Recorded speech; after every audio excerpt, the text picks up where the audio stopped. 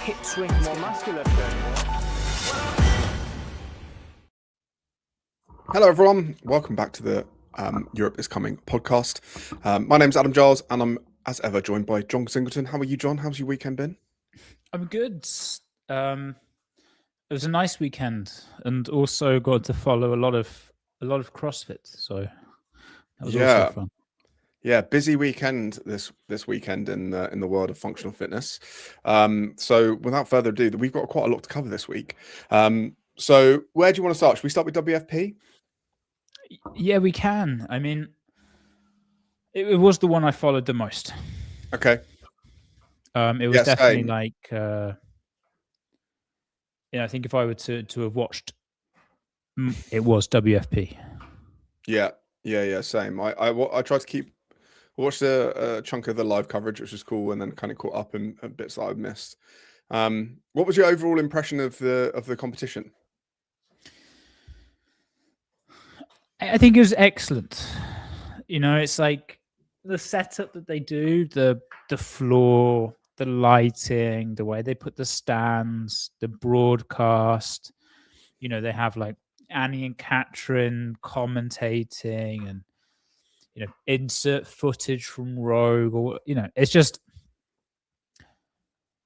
like the broadcast level and looking like the professional setup of the floor is just it's really good. I mean, there's only a few competitions in the world who do that, and that's probably like Rogue Games are at the level. And I'd say one of the reasons Wodapalooza doesn't get there is because it has so many thousands of athletes and often has like rain delays, so it makes it harder to follow.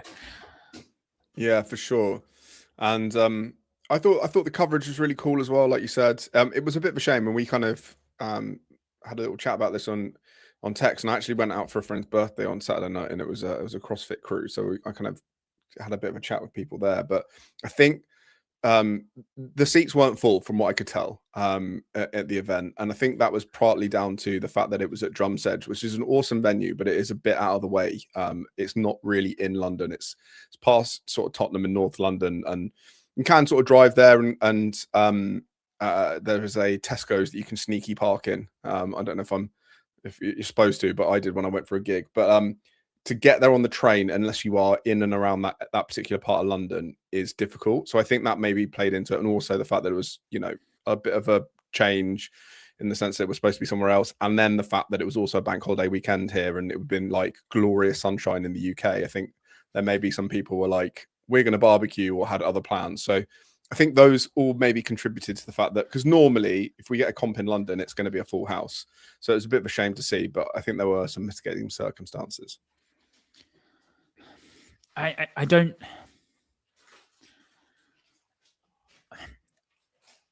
think it's like the minor things. I think that's just a structural error, Yeah.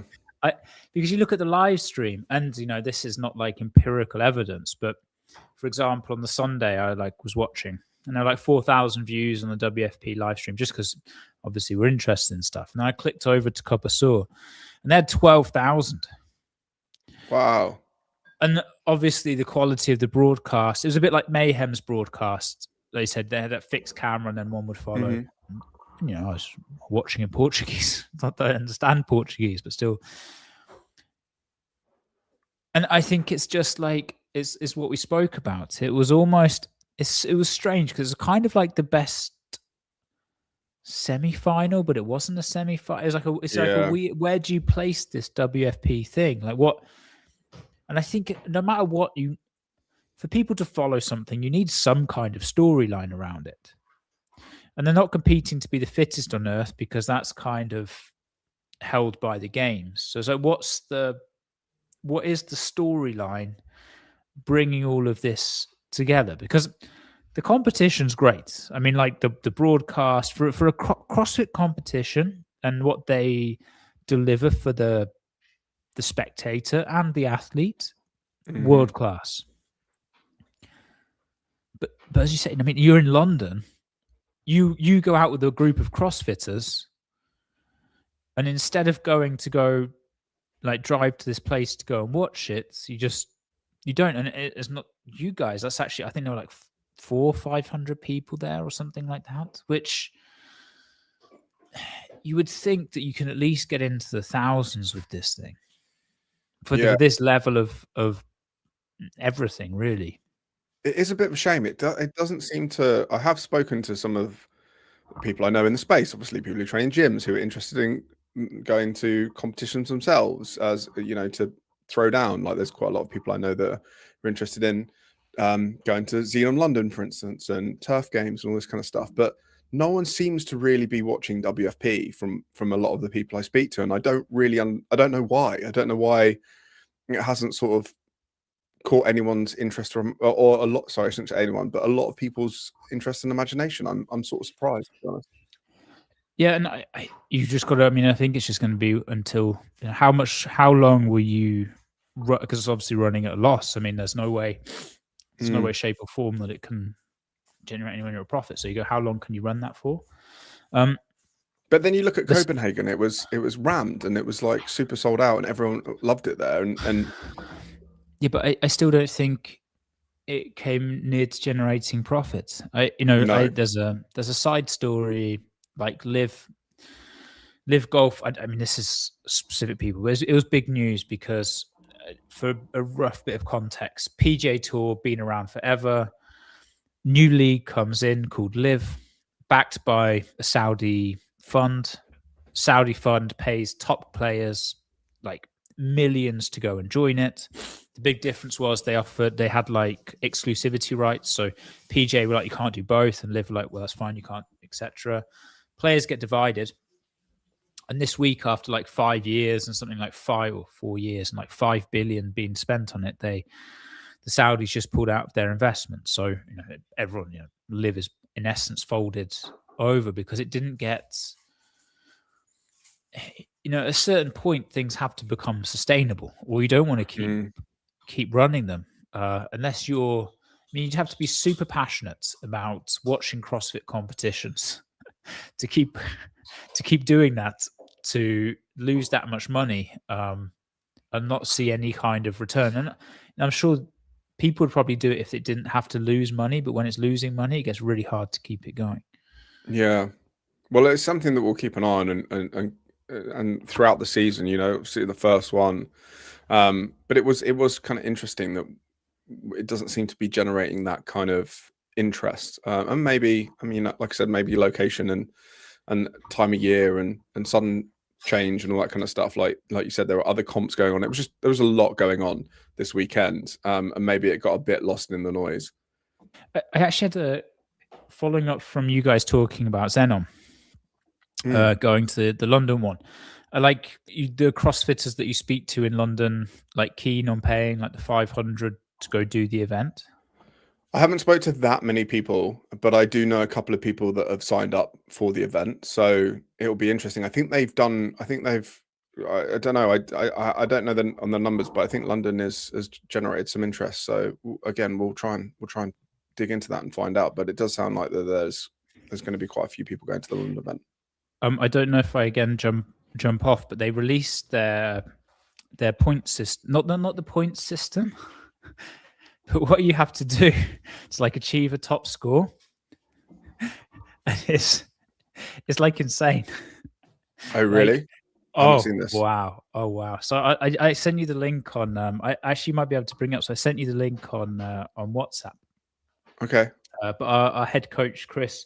So we have an athlete, American athlete, trains here in Mallorca called Chris as well, and he's going to the first event in Dallas. A lot of people won't know Chris because he's off the radar a bit, but super talented athlete. I think could do really well in Dallas, and maybe he's going in set like the first world record. So we've been following it a bit, and they released their.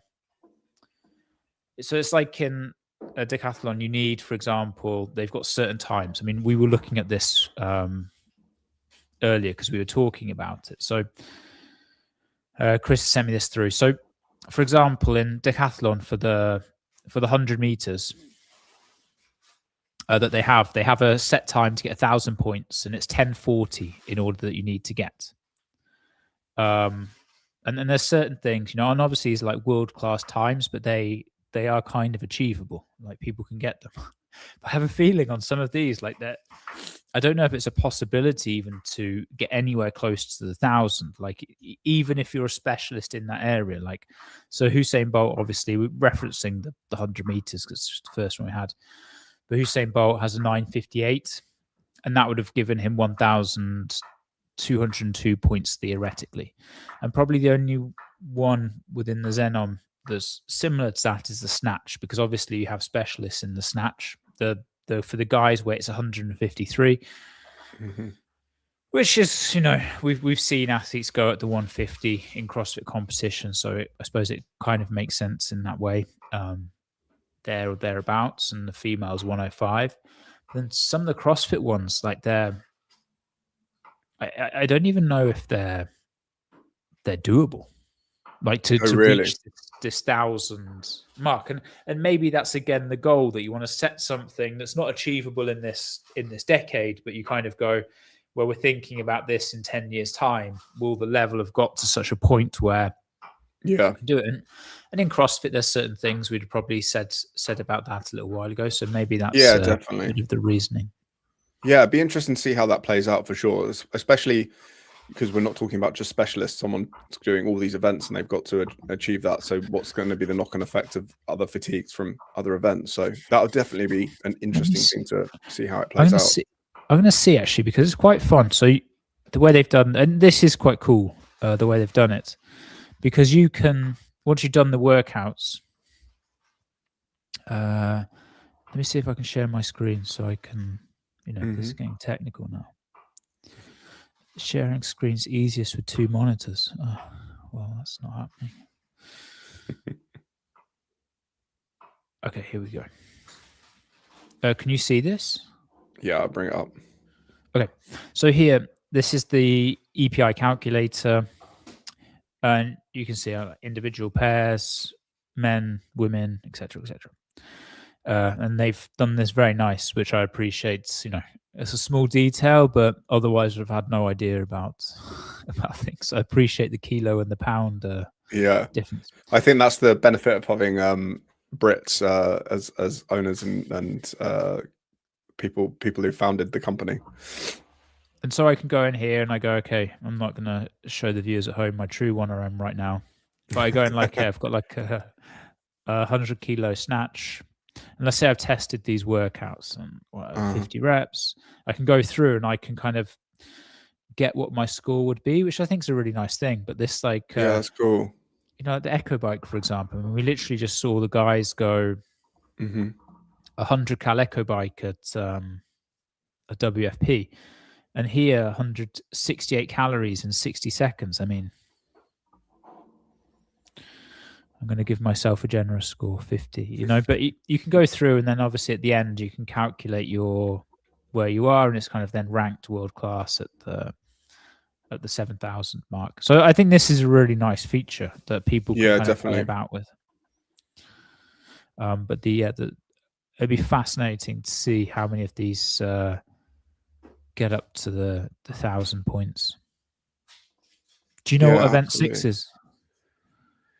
I don't.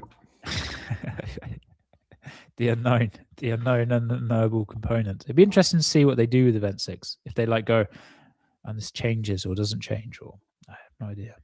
Yeah, it'd be very cool. And before we kind of jump back into WFP, then I'll bring this up because they also announced the prize money for the Dallas event. This is on Barbell Spin at the moment. Xenom's announced a 75,000 prize purse for the Dallas event, and it looks like it's being split via the elite kind of male female pairs split. So you got $25,000 sorry for elite male, $25,000 for elite female, and then male pairs and female pairs win $12,500 for those two pairs. So that's how they're going to split it. But they're also going to be doing at London will receive the following if they break any of the scores set. So this looks like it's just for the London event, but if the elite male individual world record is broken in something, they're going to give $10,000 prize purse. Female world record also $10,000, and then pairs will be 5,000 each. Yeah, I think they said anytime someone breaks it, it does like this roll-on thing. Okay. So obviously the first one, there's nothing set. I think they also doubled it to make it more attractive. So the first one, there's like guaranteed money that you get. Yeah, it says, I think it says under here, if a world record is not broken at London or any subsequent competition, 5,000 will be added to the elite individual prize purse and 2,500 will be added to the elite pairs. In other words, if no one breaks the record at Xenom London, the prize money for breaking the world record will increase to 15 grand for the elite individuals and 7.5 for the elite pairs at the third competition. Yeah. So it's kind of cool. I think that's kind of cool as well to see it going for. It's nice to see something different. It's always interesting, and it'll be interesting to see kind of how that affects the competition and how people show up for it. But it's kind of cool to see that like go down. I mean, when we've seen at the games when they've put on sort of, or at Dubai when they've put like prize money, I always remember. That was that famous kind of Matt Fraser clip that was like, oh, they're putting a prize purse for this finishing this workout first. Yeah, and then that's kind of true. like someone's going to black out, kind of jokingly. I think it was on a Buttery Bros video or something. But yeah, it's kind of always interesting to see that when that's in play, how it changes, how athletes approach it, because perhaps some of the care that they would have taken to manage their fatigue for the next event kind of goes out the window. Again, I also think about so James Newbury at one of the games where he just went mental on an echo bike just to win that workout.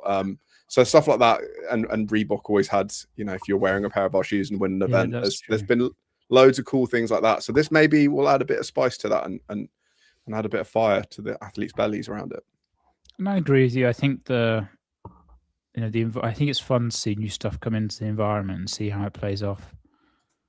Yeah, for sure. So excited to see that. I went down a bit of a rabbit hole. Oh yeah. I was curious about the Echo bike from WFP, so I can pull it up live, and I'm interested to see how long it takes these guys to get to, or how far they get in the minute. I mean, obviously it's a bit of a different test because you've got to go a bit longer, so you can really let the tank go for 60 seconds. They were around 3 minutes, weren't they, in WFP? Have you got the? Yeah, I mean, some were going quick. I can. Good time. I can present this again. So this is the. They just got on the bike, as you can see, and they get like 101 because I think then crossing the line counts as one rep. This is also a really cool thing from WFP, is that people. Like their scores count down, and it's something super simple but really nice because you get to see when they're going to finish. Like in a lot of CrossFit events, all the reps are super random, so you don't know, and you're counting up to this arbitrary number. Whereas in WFP, like, you know, with Hanu, he mentions they decide to count down. It makes so much more sense. Yeah, I like that. I like that counting down feature as well. It's really nice, and again, nice part of the presentation that WFP have that I think other comps would be nice to see them adopt. Yeah, so right now we're at 50 seconds in, and they've done 40 calories. Well, James has done. I mean, he goes beast mode on this. So you know, he's also 10 calories ahead of the field. You know. Yeah, fully sent it. But it'd be interesting to see how long it takes them in this to get to the. I think it was 68.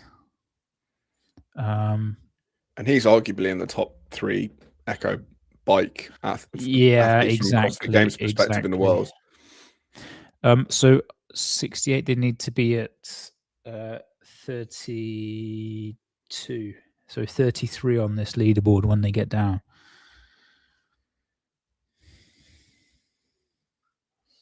So James is kind of nearing there now. It's going to be like 145. Okay. Yeah, so it's like over 150. Yeah, 150. Okay. Or 151, something like that. So that, you know, it's a pretty tall ask to get to that level. I didn't show it with the. I didn't share the screen with the with the YouTube guys. Yeah, we that's watched it okay. through Okay. Yeah, so I don't think we're able to share it on the stream. It's like Okay. Streamception, so I think YouTube kind of blocks that. But yeah, so it's just under 2 minutes to get to the calories. Yeah, and that's James Sprague, who was well ahead. I mean, there were two. I think Jack Farlow and James Sprague were like well ahead of the other guys. Yeah, So it'd be interesting to see what's possible in a minute. Like the guys who can snatch 153 are probably likely to do very well at the Echo bike. So you might see some correlations there. absolutely. I'll bring up the leaderboard so we can have a bit of a look at that from WFP. And we can have a talk about a couple of workouts. Like one thing I wanted to mention just before we go into the leaderboard was the deadlift, which was a bit mind blowing. We had Amy Kringle hitting over 200 kilos and about 5 or 6 other girls in the 190s, which is just bonkers. And then was it Phil Roy Peters who hit nearly 300? He was like, what, 290 something for the guys. So just some monster deadlifts. Like I was kind of a bit blown away when I was watching the women go, if I'm honest. Yeah, I think the women, the guys is obviously super impressive, but the women, like it's just such big numbers.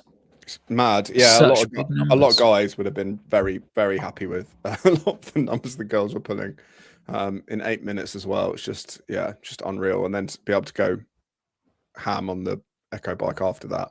I did find a couple of the first workouts, I'm not going to lie, a little slow to get in on. I thought the workouts got better as the competition went on, got a bit more exciting, some of the races, especially after watching Mayhem the week before, where I felt like all of those events were like really watchable. I felt there were a couple here this weekend that was a bit like, okay.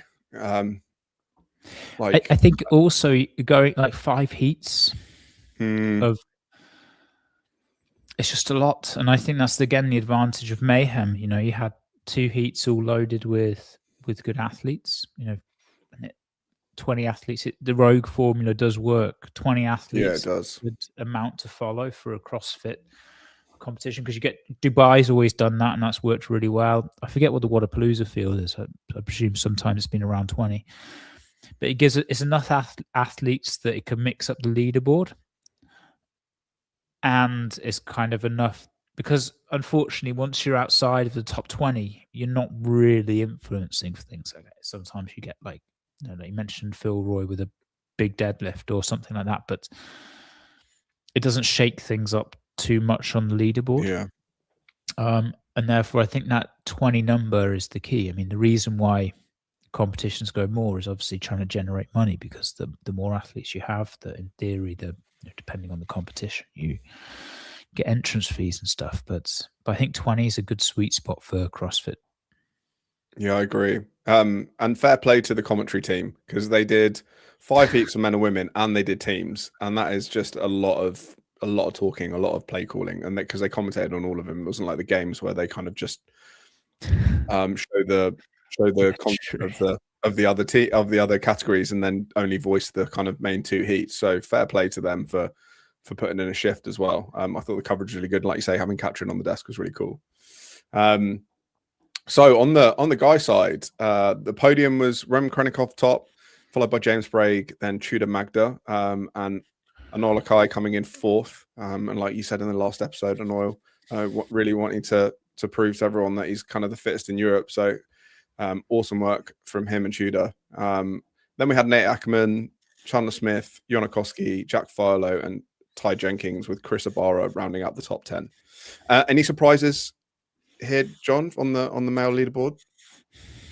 I think that shouting out 2 of the males, like James Sprague, who continues to impress. Like, I think it's hard to appreciate how hard it is to go from an international competition in California one weekend, fly all the way to London, and then still perform. It's not easy. And No. also, I really like the fact that James takes these competition, and they are risks, because he's like willing to not show up. He's willing to show up and maybe not win.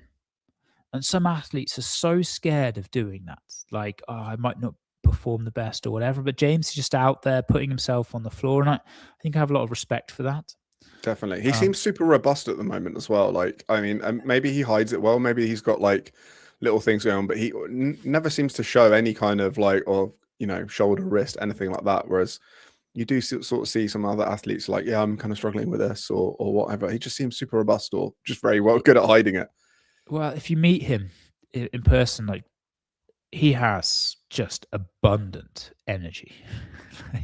It's so impressive. Like, even in the warm-up area at competitions, like he go around speaking to people, interact with a lot of people, always ready to chat. Like, his energy level is unmatched. And with a lot of athletes, especially a lot of the male athletes, they're a bit the opposite. They're quite conservative, their energy. Like, after the event, they're like chilling, don't really want to talk, or so it's amazing his energy. And then the other shout out is Anyo. Like, I think that he's been talking the big game all year about being fittest in Europe, and I really like the fact that he backed it up. Yeah, he looked really good. He had a couple of events where he was on fire, and you were like, "Oh yeah, he's really performing." What were our predictions for this? I believe I went with Roman for the win. Oh man, you did well. I had Tudor, no? I think so. I had like the wild. I mean, it was a wild card, but I went for. I didn't do too badly on the males. Yeah, and on the female side of the house, Amy Kringle takes the win. Your pick again. I mean, you're smashing me in these predictions. Yeah, I did go for Amy over Laura this time. I don't know why. I just thought like kind of Amy hasn't kind of done a semi-final yet, and she'd be brewing after not winning last year. She'd be kind of coming out firing. So yeah, Amy took the win. Laura comes in second. To be honest, I did not expect Amy to pull 200 kilos. I thought out of all of the field, I thought she was going to be, up there, but I didn't think she was going to outlift Laura by like 20 kilos or whatever it was in the end. It was just outrageous. I think it was actually like a games-winning performance this weekend from. Yeah, I felt Amy. The same. She was just a step ahead, and the events were great for Laura. Echo bike, deadlift. There wasn't the classic strict pressing aspect that comes up, and so for Amy to kind of put on that level of performance, it was very impressive. And we've spoken about I think this, necessarily okay, the depth of the level wasn't there compared to last year. And so it kind of highlighted that separation more, but it was really interesting to see her in such good shape. Yeah, absolutely. So Laura comes in second. Emma comes in third. Emma Tool that is having a few shoulder injuries, she said, and winning that muscle up workout, which she was stoked about because apparently she hadn't done muscle up since the last WFP event because of her shoulder injury. And then all the Norwegians who, had,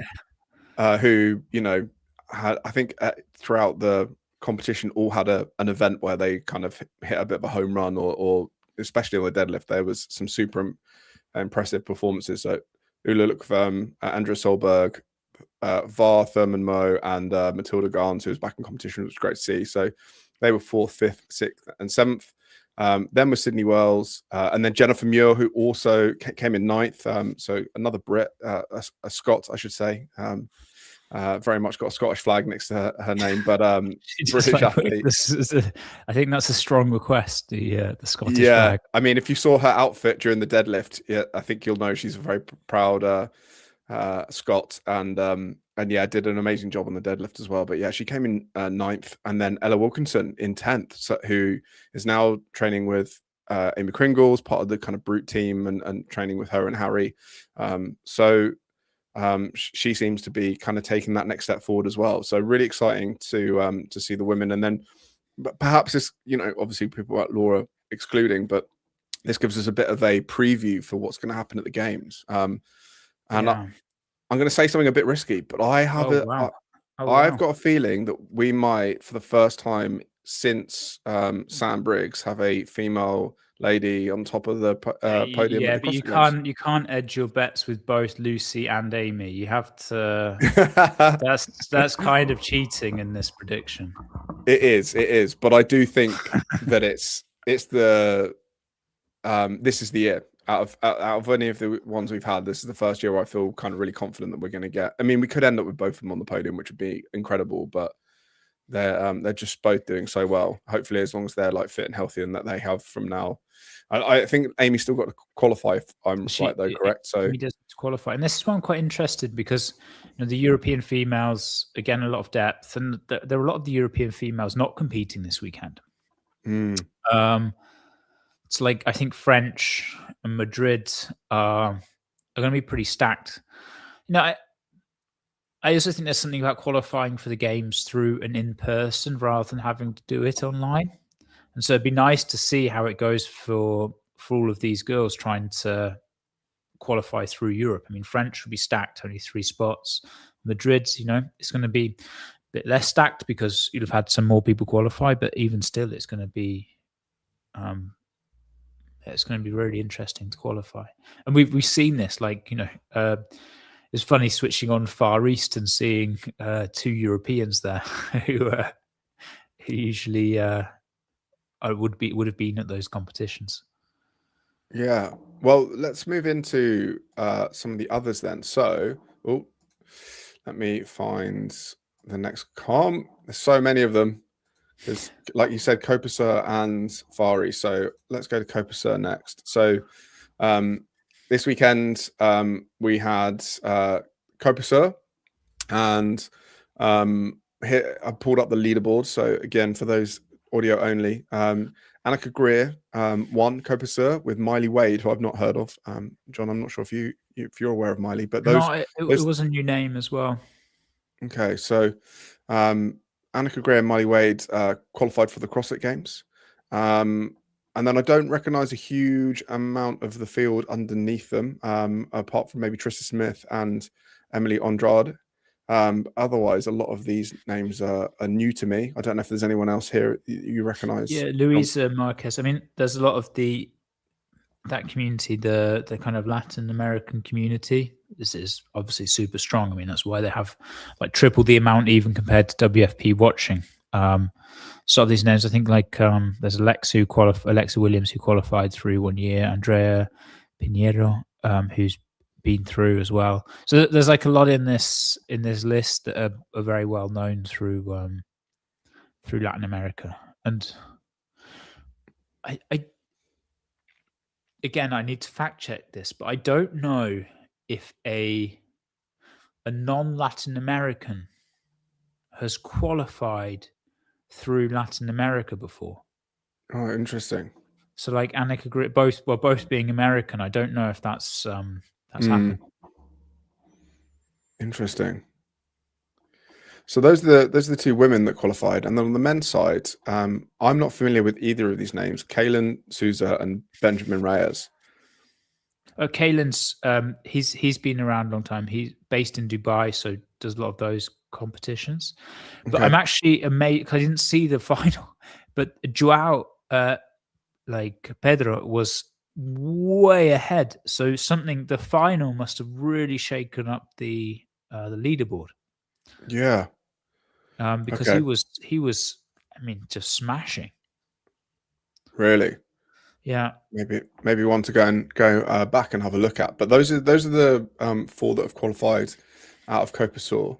But as we mentioned, there was also the Far East Throwdown on at the weekend. So there are a winner on the women and men's side for this competition. So Syria Meha on the women's side qualified for the games. And on the guys' side, it was Henrik Haapalainen. As you mentioned, a European went over and won. So great to see Henrik back. Henrik's been injured, correct me if I'm wrong. Didn't he get injured at Rogue or am I? And so he'll be back at the games, which would be great. Exactly. Yeah, he he's going to be back after his injury. I mean, a lot of people saw that year with both Gabby and Henrik going out of Rogue with the Achilles. So him being back, I presume. So Henrik had a lot easier. His recovery was smoother than Gabby, so he was back a lot quicker. But obviously now she was at Mayhem, so looking to get her ticket back. And I don't think it'd be much of a problem for her either. Yeah, nice.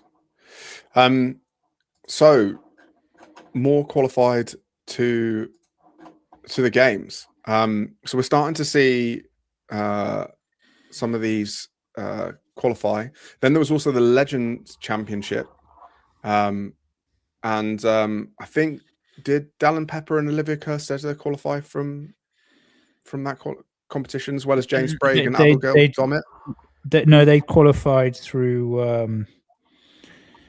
That was last weekend though, so that's where they qualified through. Yeah, you're right. But I think the games might have on the current list of qualifiers. So yeah, we're starting to try and piece it together. Like I think you mentioned last week, it'd be great if they had just an overall leaderboard so you could see who had qualified, because otherwise you're having to try and piece all of this together. But we're starting to kind of see people qualify for the games now, which is great. We had it up last week, I think. I haven't seen it. List.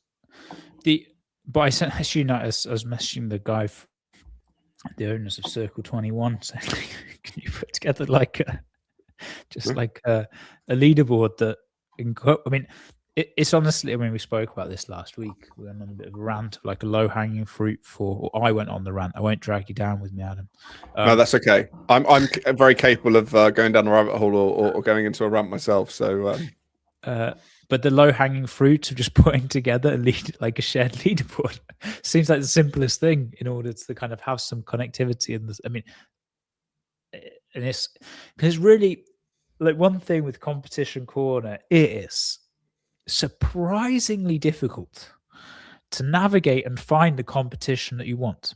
And it's really frustrating because you're like, okay, you put Copper Saw leaderboard and competition, and it's like 2025, and then you go, okay, 2026. So you put in 26, and it's the qualifiers, and then you've got to look for the finals, and it's just you really have to want to find the results. And as if you're a general observer, you can see why people don't really follow. Yeah, it can be really tricky, for sure. Navigating comp sites and stuff. Yeah, I think you're right. There is some real low hanging fruit there. Hopefully, someone fixes it. But it could be this guy as a bit of a segue into CrossFit last week, just to add on to the loads of new announcements and competitions and all the other news in the space. CrossFit named Bruce Edwards as the new CEO of CrossFit. And he'll succeed Don Fall as the company CEO from May 4th. So today is his first day. I hope you have a good first day, Bruce. But if you're listening, Bruce. Just putting that out there, a bit of positivity, because I know this position's been quite a hot seat for a little while, so hopefully he does well. If you're not aware, Bruce actually has worked for CrossFit before as the COO from 2013 to 2019. So he was kind of there at the golden era of CrossFit, the one that myself and John, constantly bring up as our favorite time of CrossFit era. I don't know much other than that about Bruce, but I was listening to some of the other people in podcast space, in particular Talking Elite Fitness, who obviously both worked with Bruce when they were both at the at HQ, and gave him sort of a glowing write-up, really, and said that he kind of gets it and he really understands CrossFit and helped steer the ship around when in the early days when CrossFit were struggling financially, and kind of is a good dude and hopefully has some positivity that he can bring back to the space. So I guess watch this space. Have you got any thoughts on the news initially, John? It seems like a super sensible choice. I mean, he's from the OG. Like, he apparently was like doing spinning classes with Greg Glassman before CrossFit was a thing. So, according to Savan, he seems to have, like, I think he's got the level of OG that he can kind of like outrank everyone in that position. As you say, had and led or operated CrossFit in its most successful time. So it seems like a sensible choice. And it's going to be fascinating to hear if he has a vision, which I'm sure he does, and two, if he shares that vision, and how transparent he'll be in voicing that. Because as we've mentioned many a time, that CrossFit has been without a bit of direction and someone to share that direction. And Don, it's hard to know what he did behind the scenes, but he definitely wasn't like a face of the company or in front of the company. So it's going to be interesting. They kind of glossed over it as well, but it was like I read the official statement from CrossFit, and with the official statement, they were like, "Hey, with this kind of comes the ending of searching for a buyer," which is pretty huge. I mean, for a company just to suddenly announce that it's going, this big company going for sale, not going for sale. So, yeah, it seems sensible, and I think everyone's just watching the space to see what the direction holds.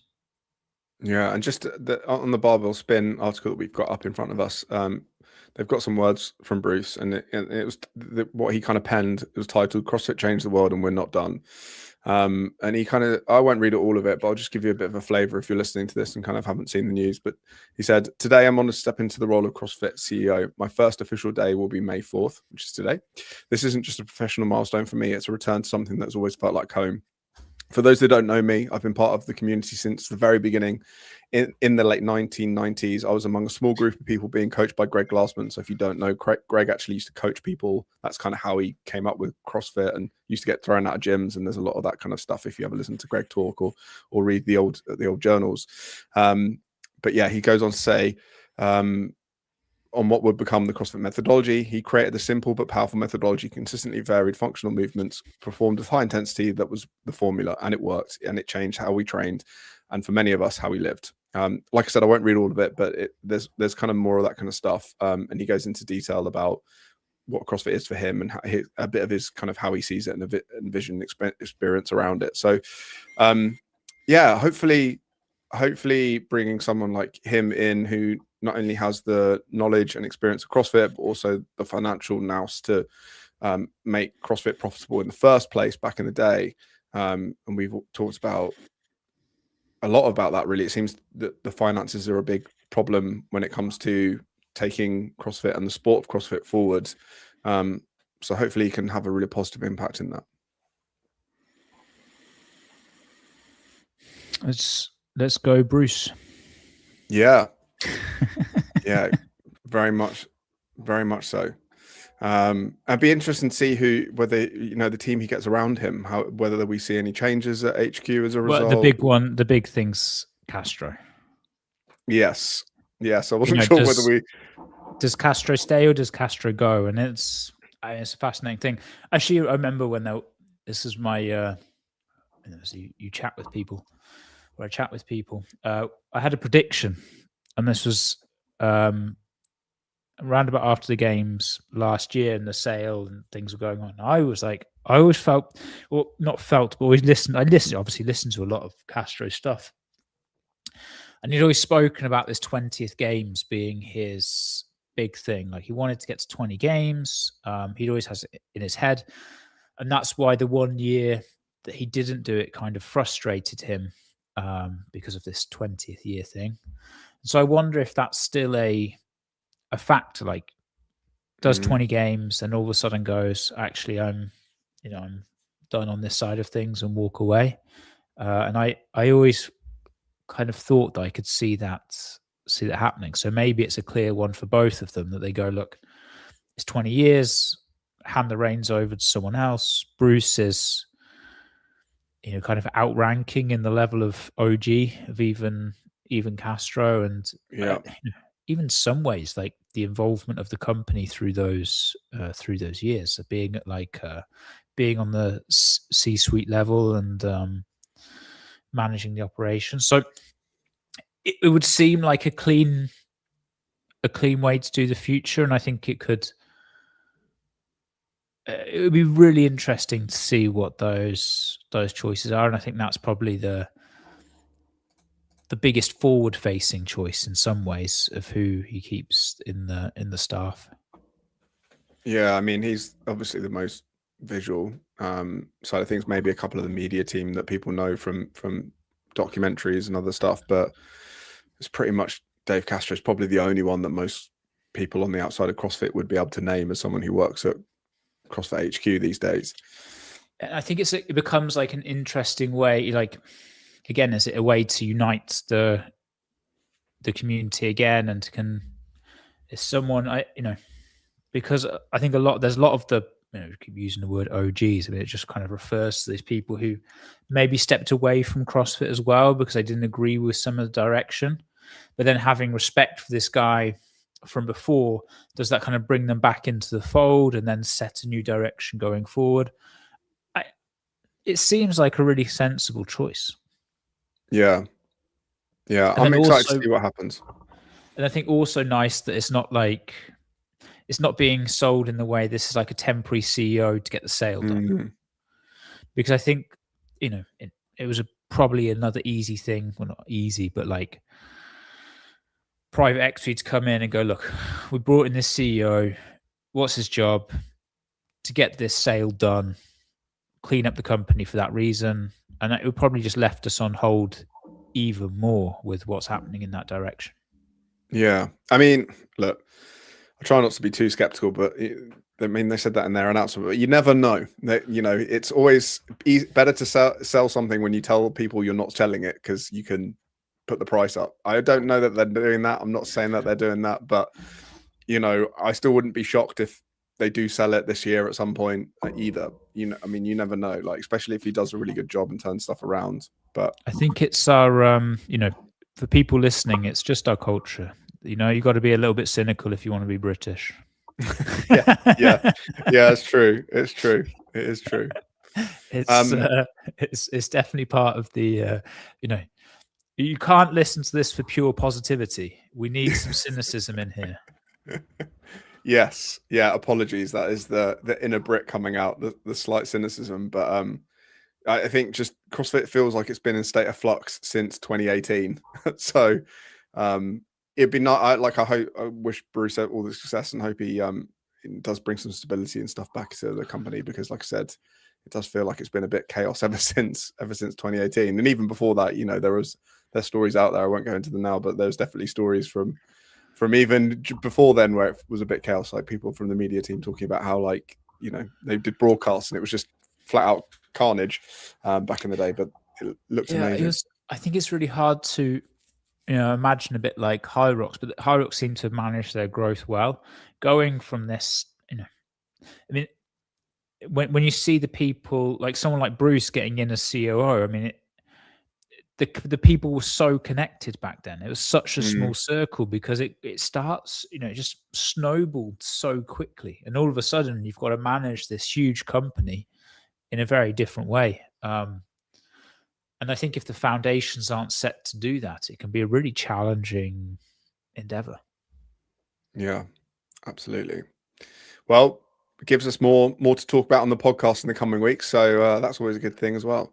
And before we wrap up, you mentioned before we came on air, and you kind of teased last week, but the Mad Fitness Championship workouts, we will be able to talk about next week. Next week is potentially when we'll be able to talk about them on next week's episode. I've got confirmation now. So next Monday, we will be releasing the semi-final workouts for the Mad Fitness Festival, which, as you say, is very, very exciting. And we'll do it live. So we'll do it live. People can ask comments on YouTube to go through. So yeah, I definitely think it's going to be an exciting one to tune into. And yeah, I'll leave it there and leave that suspense for 1 week's time. Perfect. So, team, if you're listening to this on Spotify or Apple Podcasts, wherever you get your podcast, if you're listening to this audio only and you haven't joined us on YouTube yet, that's totally cool. But next Monday, 6 p.m. UK time, 7 p.m. Spanish time, and there's a link in the description of this podcast that you're listening to today. Click on that, you go to the YouTube channel, and you'll be able to watch us talk about the workouts. If, again, the timing doesn't work out and you'd rather listen to audio only, maybe on your commute to work or wherever you listen to us, then you'll be able to do that as well. But if you want to see it, we'll have the video up on the screen. We'll go through the workouts. We'll be talking about them, and John will be giving us all the inside tips and tricks on the workouts that as well, I'm sure. So, or at least some cool stuff. Also, try and speak with Alfonso as well. Maybe we can do a cool giveaway for people in the comments as well to bring Madrid in as well. Oh, that'd be excellent. Very cool. Nice. John, is there anything else you want to discuss this week before we wrap up? No, I think we were very efficient in our review. And next weekend is everything goes online with the age group. So there's no.